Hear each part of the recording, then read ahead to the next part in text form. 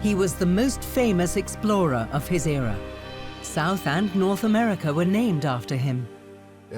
He's actually the key character, the great unknown in the Age of Discovery.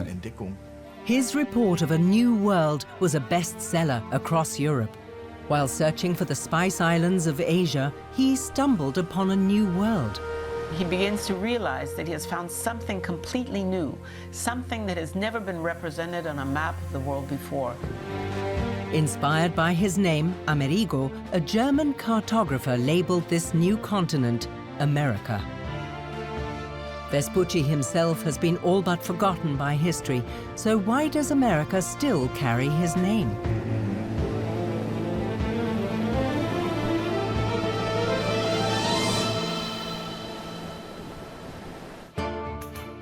Florence, stronghold of the Renaissance in Italy, and in 1451, birthplace of Amerigo Vespucci. It was the city's heyday as a center for trade, science, and art. The uncrowned rulers of the city were the Medici, a Florentine family who had profited from international banking. The Medici also financed expeditions to explore new trade routes.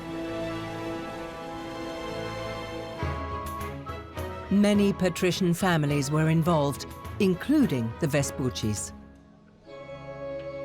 The church of San Salvatore Ognissanti was their family church. In it is a fresco. Under the protective cloak of the Madonna is the young Vespucci. To the left of him, his uncle, Giorgio Antonio. The respected scholar was a member of the San Marco Dominican Monastery, a center for humanistic studies. It was through him that Amerigo gained access to the latest scientific discoveries. Amerigo learns Latin from his uncle and reads the works of the ancient philosophers as well as the travelogues of Marco Polo. But most importantly, he is introduced to the studies of geography and astronomy that were both very popular in Florence at the time. The humanists were trying to reconcile ancient ideas about the world with modern information as more and more reports were coming in, especially from Portuguese discoverers and the people traveling along the trade routes. Nevertheless, Amerigo began his service as a bookkeeper and merchant in the Palazzo of Medici Riccardi.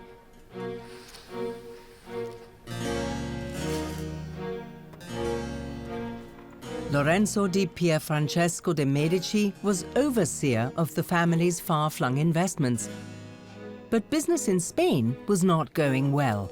There appeared to be irregularities. A trusted man was needed to keep an eye on things.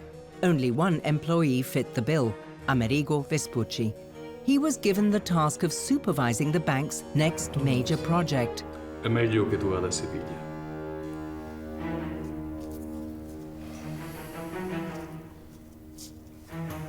The Medici's Spanish business was in Seville, and this is where Amerigo Vespucci was sent. A welcome challenge for the nearly 40-year-old. For Amerigo, this was a temporary farewell to Florence, albeit for an indefinite period of time. He could not have known that he would never see the city on the River Arno again. He had long pored over books and maps, dreaming about travel. Now, at last, he could see with his own eyes places he had only heard about in business reports. As a Spanish inland port on the Guadalquivir River, Seville was gaining in importance at the time. Ships sailed from here and returned, ships belonging to explorers, traders in silk fabrics and spices. And wherever they'd been, the seafarers brought back news of foreign lands and great discoveries.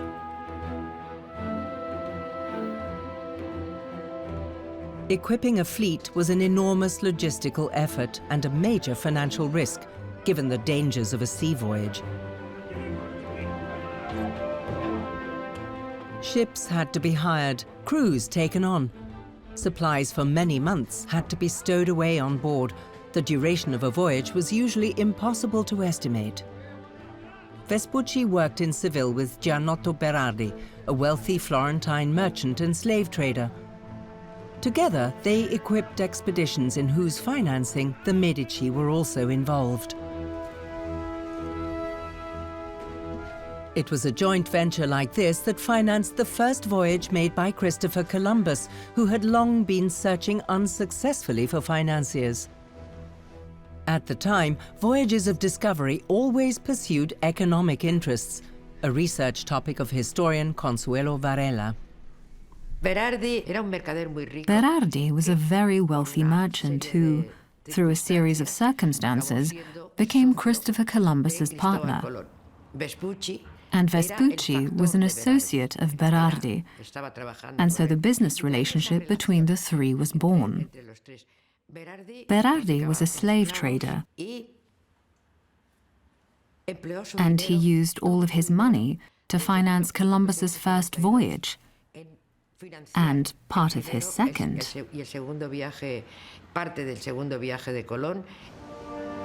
None of those involved could have guessed that this first voyage of Christopher Columbus would become the most famous voyage of discovery in the history of the world.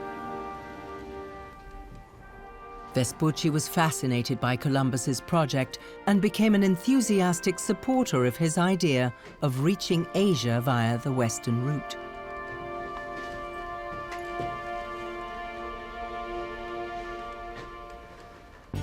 The known world at that time was limited to just 3 continents. No one in the Western world had heard of either Australia or the huge island kingdom in the Pacific, and certainly nothing at all about a gigantic continent somewhere to the west. This is why Columbus was convinced that if he headed west, he would reach the east of Asia. It couldn't be very far. Astronomer Toscanelli had calculated the distance. Today, we know that the journey via the western route is more than twice as far.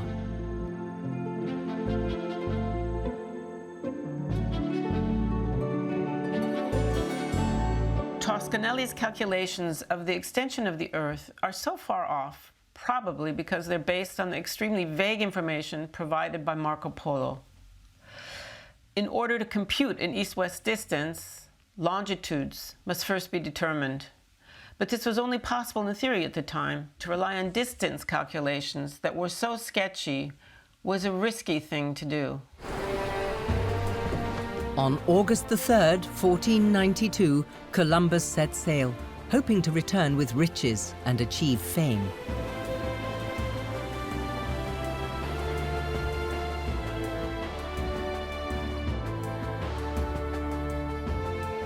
After a lengthy stopover on the Canary Islands, he reached one of the islands of the Bahamas on October 12th, Cuba a little later, and then today's Haiti on December 6th.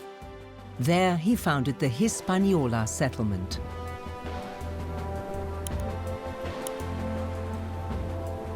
Columbus was convinced that he had found the sea route to India. Upon his return, he was celebrated for his epoch-making discovery. In the Plaza de España in Seville, this moment was captured visually for time immemorial. A tile painting shows Columbus being appointed Viceroy of India at a reception of the Spanish crown. He had brought with him indigenous people, pearls and exotic fruits, but he had not discovered the promised treasures. So in September 1493, he set off on his second voyage, from which he was only to return 3 years later. The expectations of the Spanish rulers were high. Bishop Fonseca, the highest spiritual dignitary, received Columbus on his return. At his side was Vespucci, representing Berardi. Both inspected the cargo. 1/5 of everything belonged to the crown. But, to their great disappointment, Columbus had once again brought back little of real value. As Berardi suspected, he was ruined. Shortly before his death, he drew up his will. It has not been preserved, but we have a note in which he stated that Columbus still owed him 180,000 maravedis. 180.000 maravedis. He left the collection of this gigantic sum to his executors, especially Amerigo Vespucci. But Vespucci was more interested in a friendship with Columbus. The Florentine accountant still dreamed of sailing westwards himself.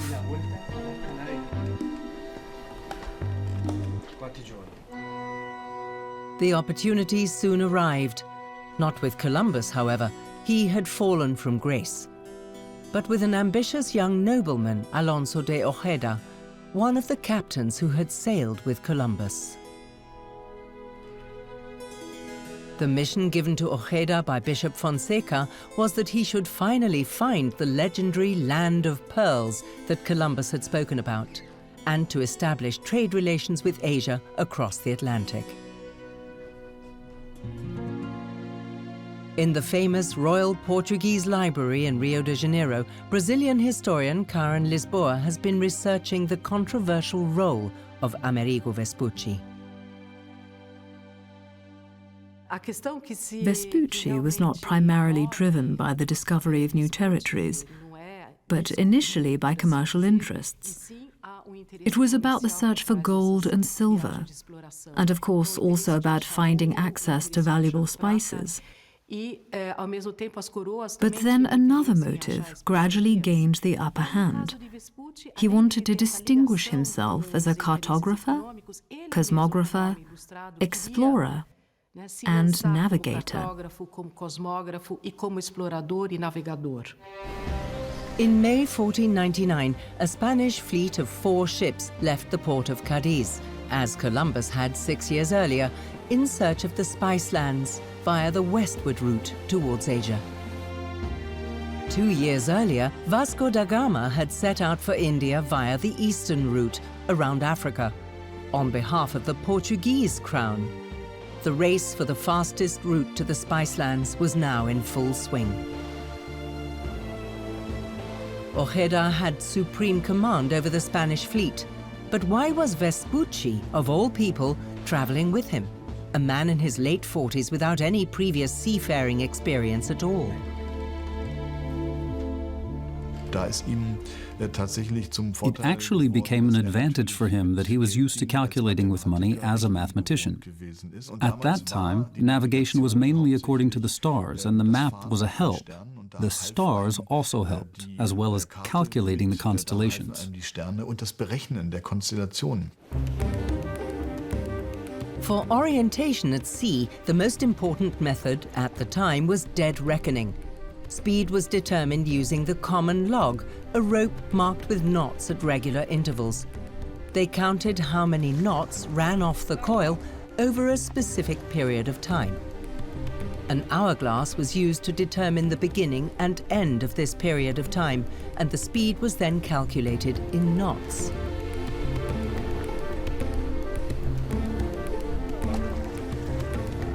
And Vespucci kept a record of the measurement data for navigation.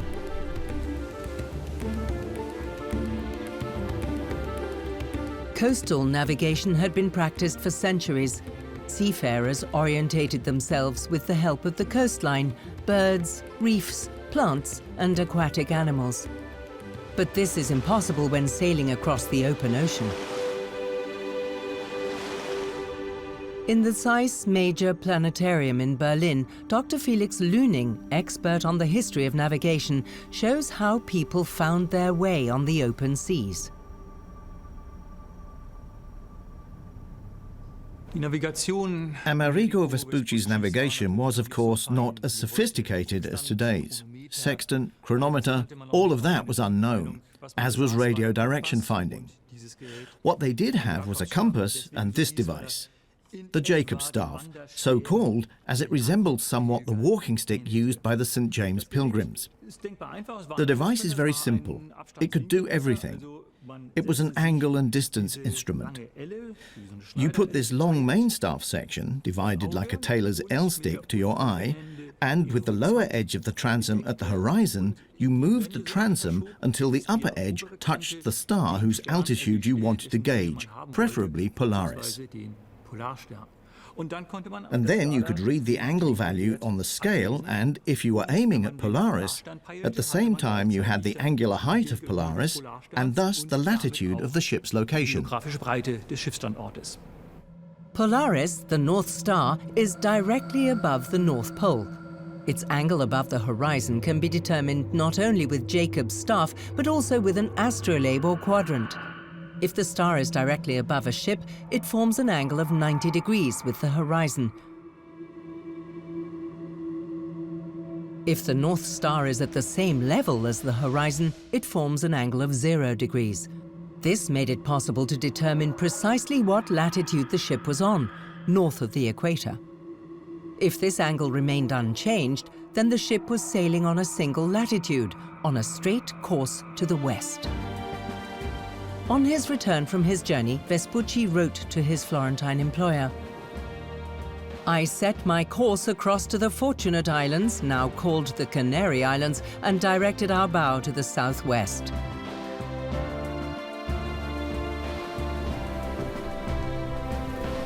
Vespucci wrote as if he were the leader of the expedition. Captain Ojeda and other expedition members are not named at all. Later, authors who criticized Vespucci's reports as unreliable denounced this as imposture, as after all, he was only on board as navigator. But there's an explanation for this. The Austrian Academy of Sciences in Vienna houses one of the most important collections on the history of the discoveries.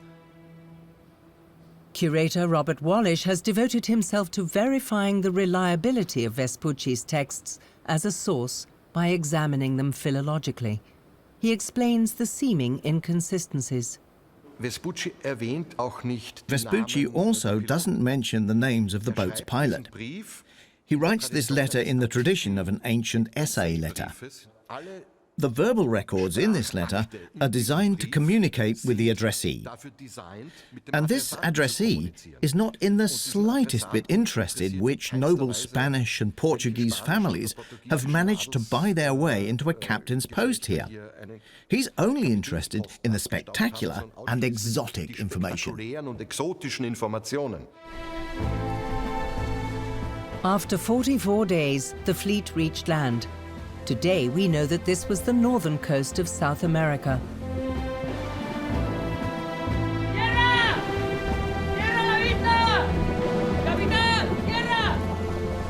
The question now was, should he sail to the north or the south?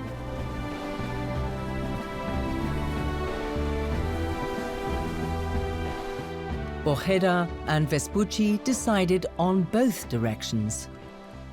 Ojeda had made a contractual commitment to find gold, silver, precious stones and pearls as quickly as possible. He sailed north with 2 ships, in the assumption that this was where he would find the pearl country of Columbus. Vespucci, on the other hand, would lead the other 2 ships south along a previously uncharted route. The worldview in Vespucci's mind as he traveled south can now be seen in the National Library of Florence. They have a number of geographical textbooks, including one from 1478 that belonged to the Vespucci family. There is a dedication there, partly erased, but it's quite legible here. Augustinus Vespucci. A further clue is the Vespucci family coat of arms.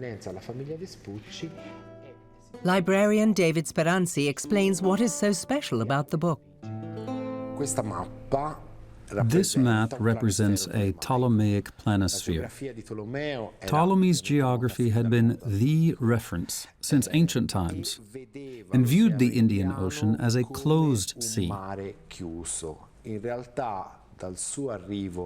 But during the course of the 15th century, new maps were added to the manuscripts and later to the prints of Ptolemy's geography, based on the experience of seafarers that depicted the Indian Ocean as an open sea. As a result, it was Amerigo Vespucci's intention to reach the far side of the Indian Ocean.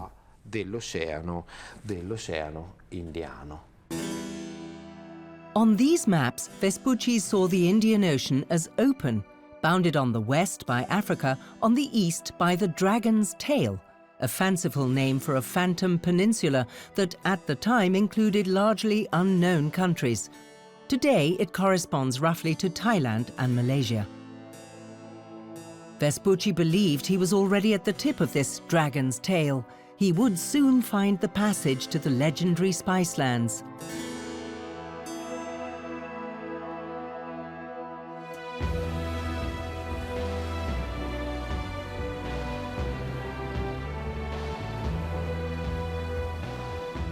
For 4 days and 4 nights, he followed the coast to the southeast. He was fascinated by the exotic natural environment with completely unknown flora and fauna.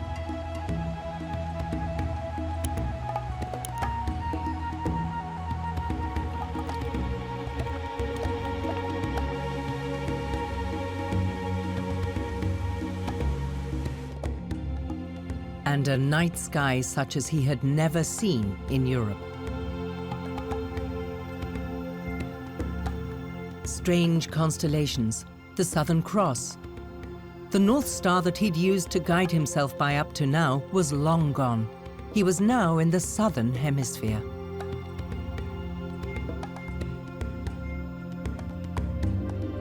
Vespucci had no idea that he was sailing past a gigantic landmass, the 4th largest in the world, and they were still in the upper third of the huge continent. Vespucci decided to explore the mouth of a particularly wide river.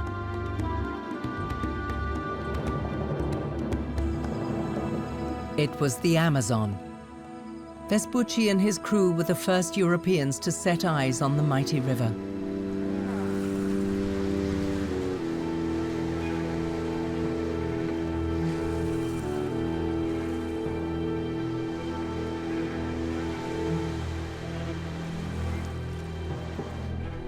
But even before they could go ashore, they were spotted by the natives. Hidden and from a safe distance, the indigenous people watched the white men arrive on the beach.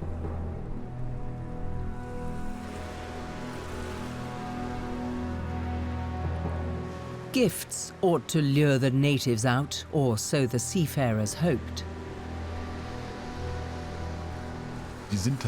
They had actually arrived in a completely new world, and Vespucci himself writes in his notes not only about the people who lived there, but he reports that more people lived there and more animals, that it was much more species-rich, this new world, than he already knew from Europe at that time. Vespucci was especially astonished by the fact that the natives wore virtually nothing on their bodies. Unlike the buttoned-up Europeans back home, he wrote, "They walk around as on the day they were born." When Vespucci spoke of a new world, he was referring to the many languages the indigenous people had, the cultural diversity, the different customs and traditions, a diverse, living culture that could be called primitive. This is what Vespucci tried to emphasize in his report, thereby setting the standards for future travel literature, in which the main aim is to emphasize the exotic, foreign nature of the American continent and its inhabitants. Vespucci noticed something else. The rivers carried such large quantities of fresh water into the sea that they could not be on an island. They must be on a continent. But at that time, only 3 continents were known: Europe, Africa, and Asia. So he deduced, like Columbus, that he was on the east coast of Asia. But he did not find the passage to the Spice Land, or riches. Given the little progress we were making, we decided to turn the bow back to the northwest and sail northwards. There was probably another reason why Vespucci turned back. He must have realized that he was now in Portuguese territorial waters, with his 2 ships under the Spanish flag, which could be problematic.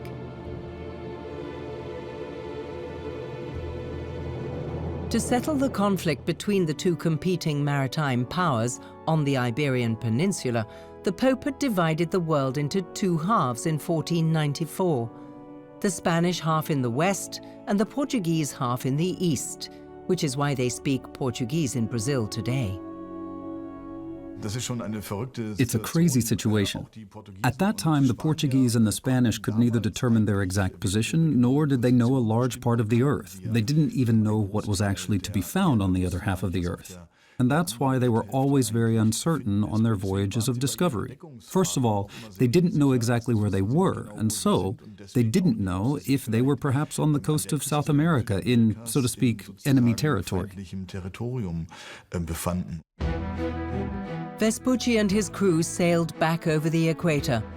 On their way, time and again, they went ashore, and on these excursions they met local people.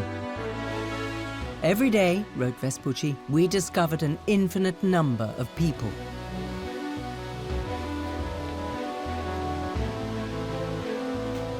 At last they reached the coast of what is now Venezuela. We landed in a natural harbor where we found a village built on the water, like Venice. An observation that the editors of Vespucci's travelogue later brought to life.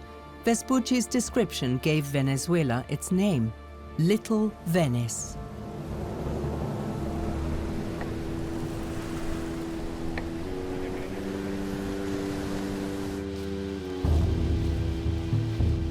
Sometimes the indigenous folk fought back against the foreign newcomers, but these battles were unequal from the start. Arrows and spears against firearms, the natives didn't stand a chance. We put them to flight, killed many of them, and looted their houses, wrote Vespucci. Violence was taken for granted.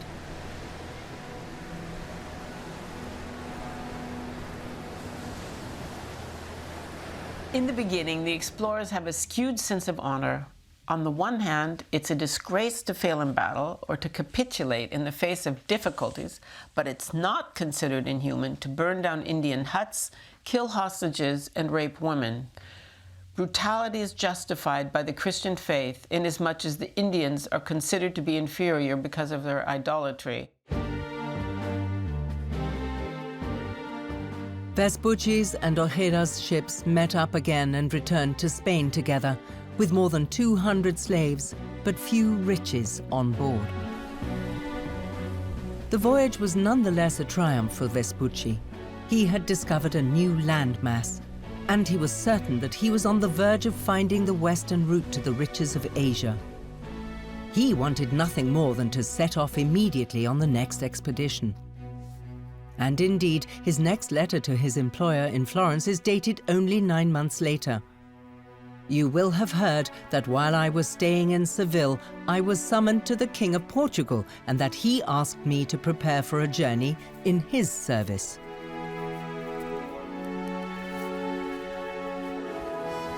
And again, it was to be an exploratory voyage to the west.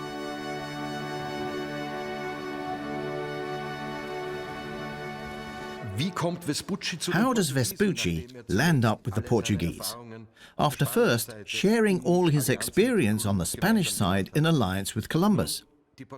Well, the Portuguese saw him, a highly educated man, concerned with astronomy and with direct access to the Spaniards' information via a private source, as an ideal scientific spy, a source of information.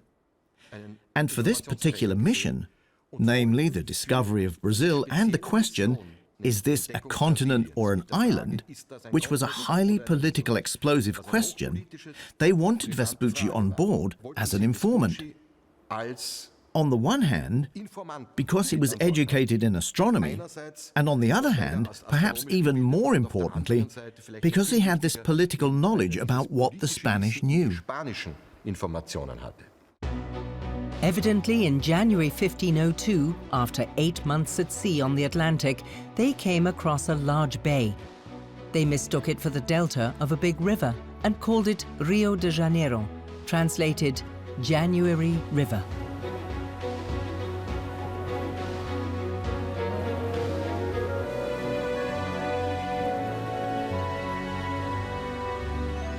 Nature here was abundantly lush. Countless plant species, giant trees, fragrant flowers, and a temperate climate. All this impressed Vespucci deeply.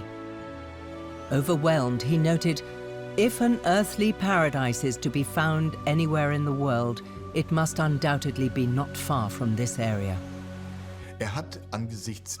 Taking into account the abundance of animals, but also the diversity of people he observed, who seemed to live in harmony with nature, he really did think it was a paradise that he had newly discovered. And presumably it was. Compared to the already densely populated cities in Europe, the European landscapes, which had already been largely exploited and plundered, he found nature here comparatively unspoiled. But Vespucci gradually realized that he was not able to find the passage to the Indian Ocean. This coast, which they were following southwards, was simply unending. They sailed so far, Amerigo writes, until we reached the dry zone and beyond the equator and the Tropic of Capricorn, so that the South Pole was 50 degrees above my horizon. The statement was debatable. Did Vespucci really reach the Rio de la Plata, or even the coast of Patagonia? It's impossible to prove this today. What is certain is that Vespucci extended knowledge of the Brazilian coast by over 1,000 kilometers. That alone is sensational. There was land that stretched so far south of the equator. Columbus only reached land that was known at the time. After all, he believed he had reached India. He didn't realize that he had encountered something completely new. Vespucci, on the other hand, saw clearly that what stretched out before him was not the eastern tip of Asia, but a new, hitherto unknown, gigantic landmass. At this point, Vespucci has sailed thousands of kilometers beyond both the known as well as the imagined map with the dragon's tail. After traveling south for some time, he begins to realize that he has found something completely new, something that has never been represented on a map of the world before. And gradually, the coast of the American continent rises up like a ghost out of nothing. Shortly after Vespucci's return, a travelogue of his was printed in Latin, Mundus Novus, New World.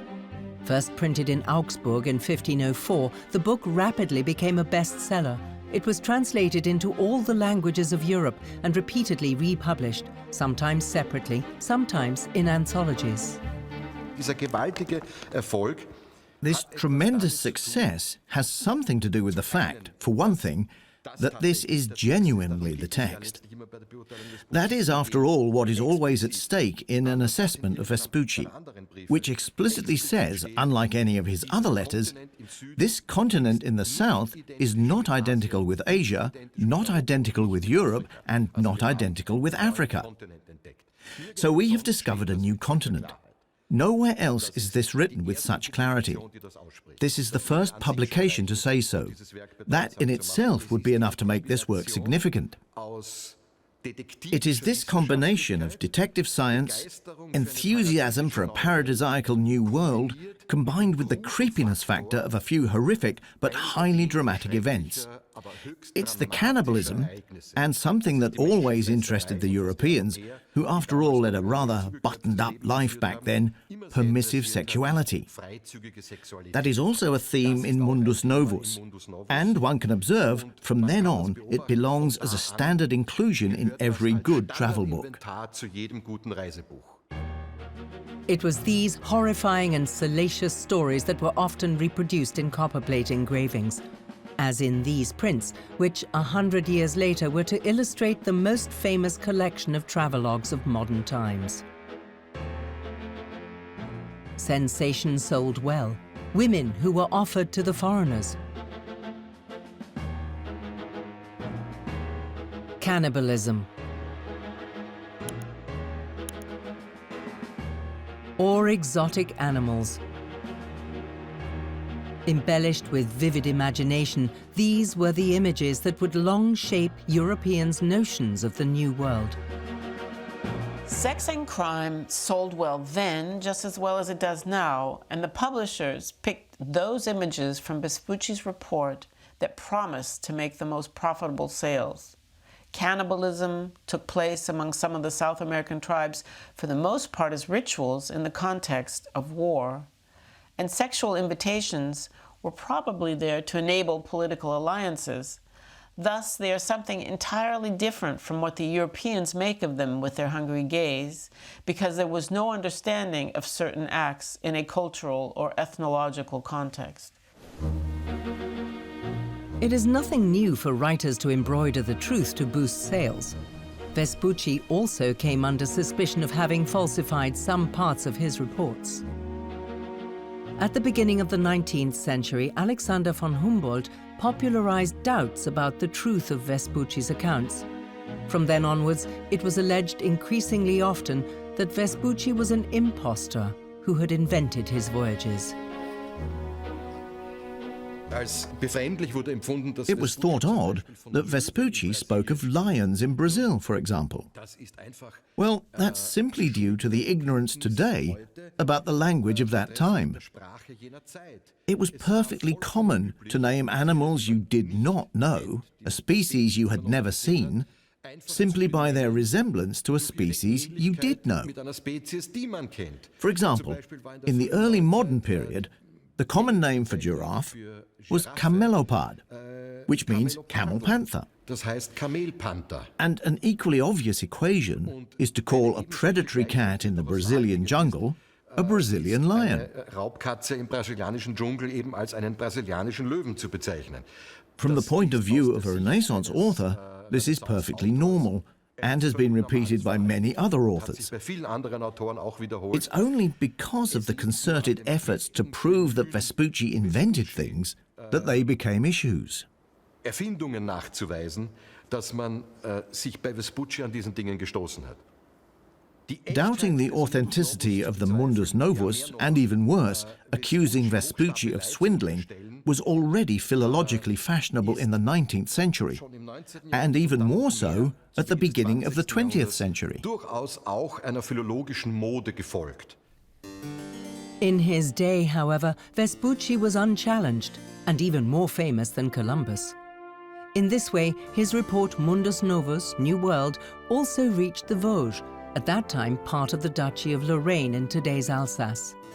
At that time, a group of humanist scholars was conducting research in the monastery of the Saint-Dié des Vosges.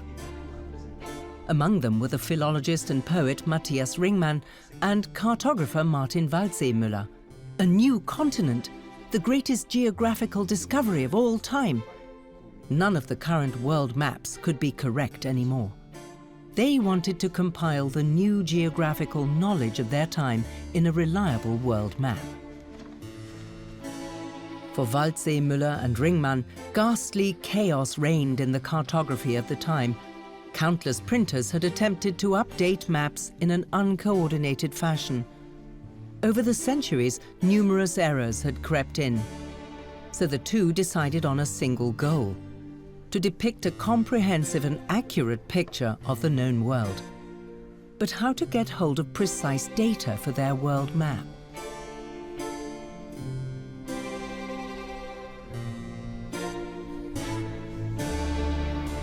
The question for Ringmann and Waldseemüller was, where were they going to get reliable information for precise rendering of the coastal outlines and the names of places for their world map? And Vespucci in his Mundus Novus does not contain any of these details because revealing geographic details was considered a crime. Nevertheless, Duke René von Lothringen had just managed to obtain a Portuguese world map on which all the results of the Vespucci expedition are detailed, so Ringmann and Waldseemüller had access to the very latest information. Although it was punishable by death at the time, maps were copied, stolen, smuggled, and sold. Even top-secret information spread quickly. When their map was finally completed, Ringmann and Waldseemüller were completely overwhelmed. But what should the new landmass be called? In the book accompanying the map, Ringmann wrote, "A fourth continent has been discovered by Americus Vespucius. I don't see why anyone could object to naming this part of the earth after its gifted discoverer Americus, namely Land of Americus or America, since Europe and Asia were also named after women. This map was copied often and served as a template for other later maps. Only one copy of the original has survived. Wolfegg Castle in Upper Swabia played a significant role here. In 1901, a copy previously thought to have been lost turned up here. Bernd Meyer, head of the Royal Art Collections, explains how it came about. When Martin Waldseemüller's world map arrived here at Wolfegg in the middle of the 17th century, the copy was not listed on any inventory, but placed on a shelf, and there it remained. It was protected here. No one leafed through it, and in this way, the copy at Wolfegg has survived for over 300 years. The map can still be admired at the castle today, though only as a copy, because the original aroused great interest soon after it was found.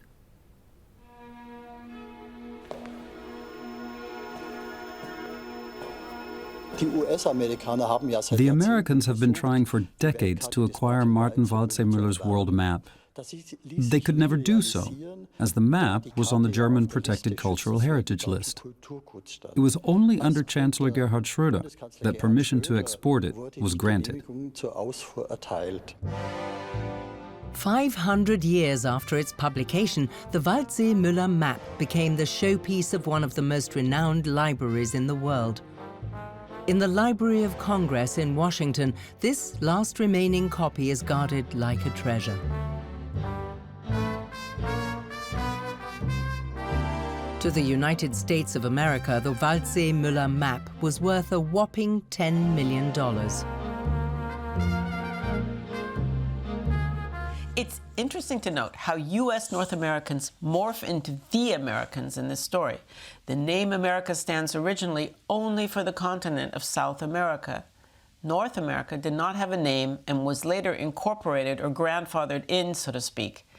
Nevertheless, for U.S. Americans, their hegemonial claims to the birth certificate now belongs to them. As far as we know, Vespucci never learned about the map. After his last expedition, he returned to Spain, although he had just been in the service of the Portuguese. His knowledge of the New World was apparently worth so much to the Spanish that they took him back into their service and even granted him a life of privilege.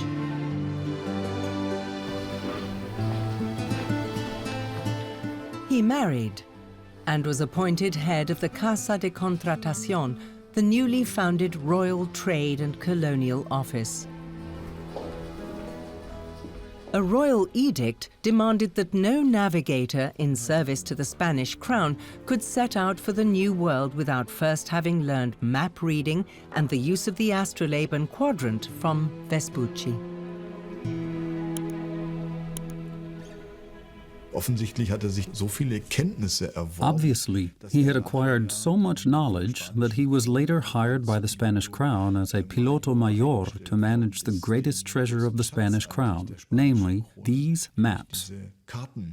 And that is, in point of fact, an office that was created for him in 1508 and which he held for 4 years, until his death.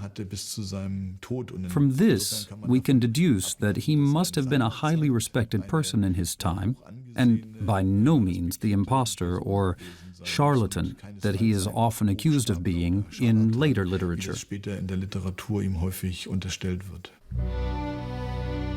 Vespucci became the custodian of the Spanish crown's greatest treasure, the Padrón Real, the secret main Spanish map that served as the template for all Spanish naval maps in the 16th century.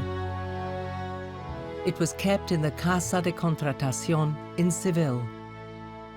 Today, the Archivo General de Indias, where all documents from the Age of Discovery are archived. To illustrate the New World view incorporating the sensational discoveries of Columbus and Vespucci, a map based on Waldseemüller's was used. This is now kept in Vienna. What we see here is, at first glance, a very modern-looking map of the world. Mainly Europe, Africa, America, South America, Central America. It looks a bit like what you're used to seeing on a modern map. The exciting thing is when one looks more closely at the outer edge of the map.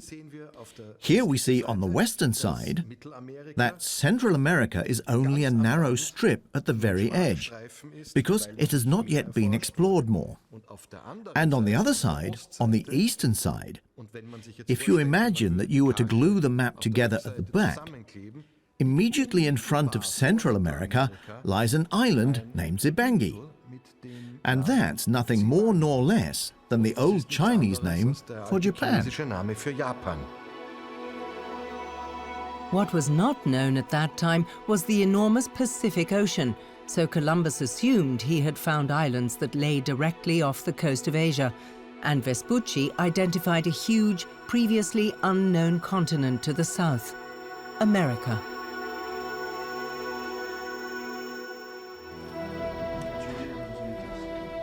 Contrary to frequent claims, Vespucci and Columbus were not rivals. Vespucci had not only co-financed Columbus's voyages on behalf of the Medici. Even when Columbus fell out of favor in Spain, Vespucci remained his friend until Columbus's death in 1506. The friends' discoveries would change the world forever. In the past 500 years, we have actually completely changed the face of the Earth. Of course, also in the New World, and especially in Brazil, in Rio de Janeiro, in the bay where Amerigo Vespucci arrives in 1502. We've built a huge city there, and nature there has been completely changed from the appearance and the atmosphere that Amerigo Vespucci experienced 500 years ago.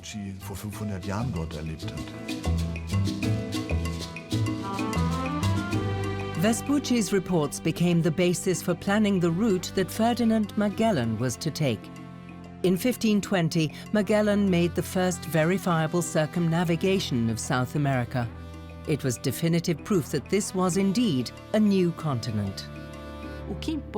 What Vespucci wrote had an enormous impact on Europe.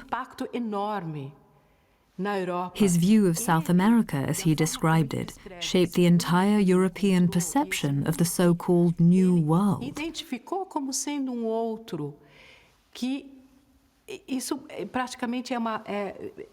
So Vespucci is really important. His contribution is fundamental to our understanding of the history of European expansion and the European conquest of the Americas, which eventually led to its Europeanization.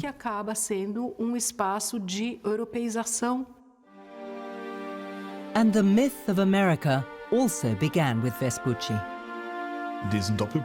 Naming this double continent after Amerigo Vespucci was by no means incorrect. Rather, over the centuries, he was actually given a false reputation. He probably really wasn't much of an explorer, but he was a cartographer who was able to interpret the discoveries in the first place, and in this respect, he has been unjustly forgotten so far in the history of discovery, and America has rightly been named after him. Vespucci died in 1512, 5 years after his name appeared for the first time on the map drawn by Waldseemüller and Ringmann.